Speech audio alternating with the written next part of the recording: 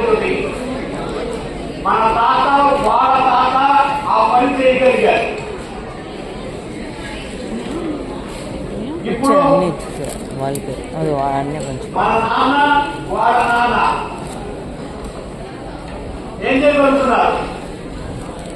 నలుగురు పని చేయగలుగుతున్నారు ఒకళ్ళు. మరి మనం ఎట్లా ఉన్నా ఎంత ఉంది? 10-20 మధ్య లేదా 10-30 మధ్యలో ఉన్నాం మనం కదా. సార్ ఆలోచించుకోండి. 2 జనరేషన్స్ ముందుకు వచ్చేసరికి మనలో ఉన్న ప్రాణశక్తి గణనీయంగా తగ్గుతుంది అన్న ఒక్క నిజం మనకు అర్థమైతే మనం దేని మీద కాన్సన్ట్రేషన్ పెట్టాలి? ప్రాణశక్తి మీద కాన్సన్ట్రేషన్ పెట్టవలసిన టైం వచ్చింది ఇప్పుడు.